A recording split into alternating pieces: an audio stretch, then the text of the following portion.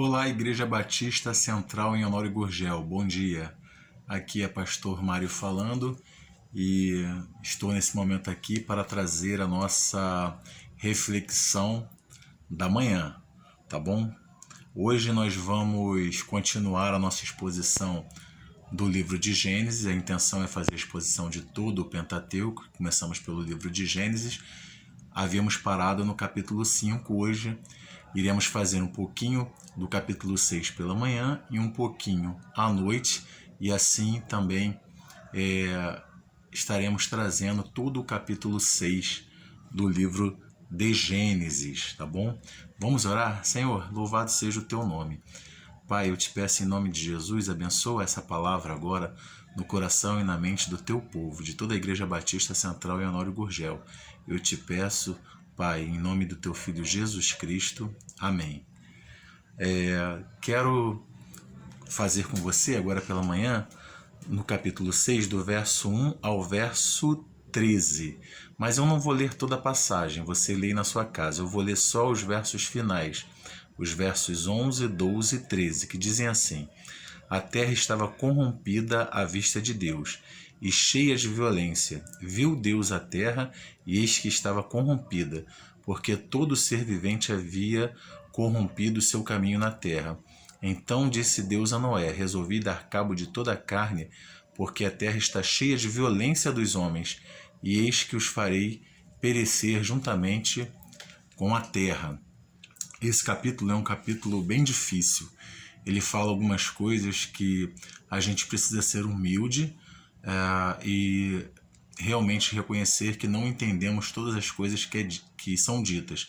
Primeiro, que no início do texto é dito que o homem se multiplicou muito na terra, e aí os filhos de Deus viram as filhas dos homens e foram tomando elas, e Deus não se alegrou disso. Deus viu que houve muita corrupção, e talvez essa corrupção seja num sentido de violência, já que os versos 11 e 13 falam sobre violência.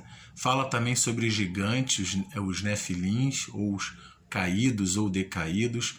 Fala de coisas que nós não temos explicação totalmente racional. Nós não temos um total entendimento. Existem algumas especulações, muitos autores especulam. Uns dizem que os filhos de Deus seria a geração de Sete, que olhava as filhas dos homens, a geração de Caim. Outros dizem que, na verdade, começou a haver muita violência contra a mulher, estupros e atos violentos. E quando fala esses filhos de Deus, seriam pessoas importantes ou reis que tomavam as jovens, as adolescentes, e as estupravam e as violentavam. Mas tudo isso é especulação, nós não temos como afirmar nada disso. Mas uma coisa é certa: a violência se multiplicou muito, e Deus ficou entristecido com isso, né? O verso 11 diz: a terra estava corrompida à vista de Deus e cheia de violência. E o verso 13 diz: então disse Deus a Noé: resolvi dar cabo de toda a terra, porque ela está cheia de violência dos homens.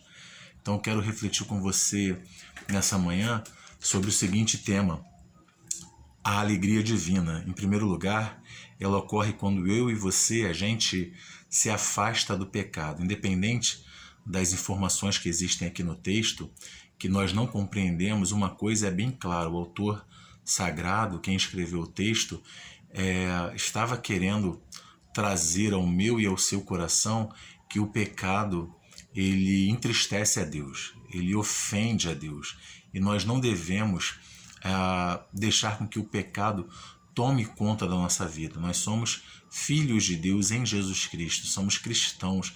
Nossa vida não é feita para o pecado, não devemos ter a aparência do mal, nem devemos buscar o mal. Muito pelo contrário, devemos preencher o nosso coração com as coisas boas. Infelizmente, dentro da igreja hoje, alguns pecados até se tornaram normais, entre aspas. Então a gente vê entre cristãos palavrão, mentira, fofoca, um irmão sabotando outro irmão, sabotando o seu ministério. Todas essas coisas não devem acontecer entre nós, e elas, na verdade, elas trazem tristeza ao coração de Deus e trazem tristeza também para a nossa vida, porque onde há o pecado, há todo tipo de sentimento ruim, todo tipo de sentimento frustrante, sofrimento e dor. Eu e você devemos nos afastar do pecado. Então a alegria divina ocorre quando eu e você a gente se afasta do pecado em primeiro lugar. Em segundo lugar, ocorre quando eu e você a gente busca a vontade de Deus. Então, o texto também diz lá no verso 9, assim, eis a história de Noé. Noé era homem justo e íntegro entre os seus contemporâneos. Noé andava com Deus, gerou 3 filhos, Sem, Cão e Jafé. Deus se entristece muito com o pecado, a ponto até de querer terminar com toda a raça humana e toda a natureza. Mas ele olha para Noé e enxerga nele um homem justo e íntegro. Deus nos mandou Jesus Cristo para nos lavar com o seu sangue, para que a gente perante ele pudéssemos nos apresentar justos e íntegros pelo seu sangue.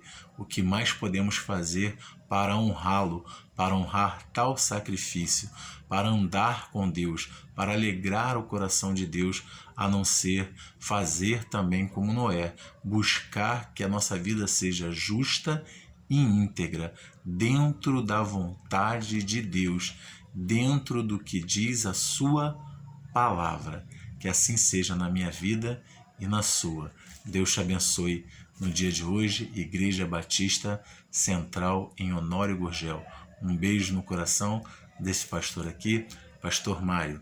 Logo mais a gente se fala novamente numa breve reflexão.